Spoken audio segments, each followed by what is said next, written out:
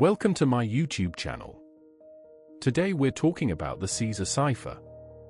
The Ceaser Cipher is one of the oldest techniques used for encryption.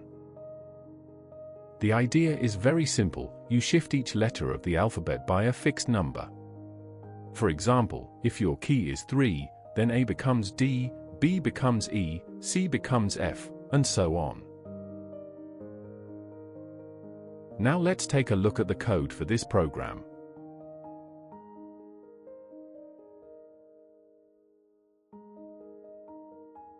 In the encrypt function, I create a variable called result to store the output.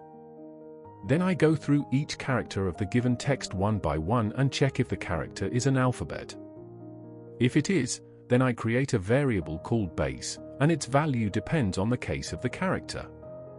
If the letter is lowercase, the base will be 97, and if the letter is uppercase, the base will be 65. After that, I add the shifted character to the result using the formula. First, I take the ASCII code of a character, apply the shift, and then convert it back to a character. At the end, the function returns the result. The decrypt function works by reversing the shift.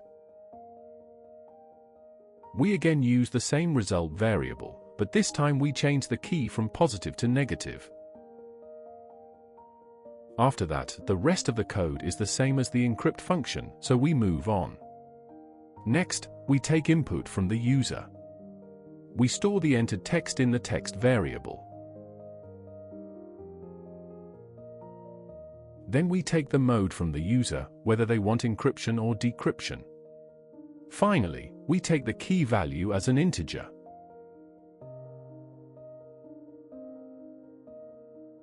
Now we check the mode. If the user enters E, we return the encrypted message.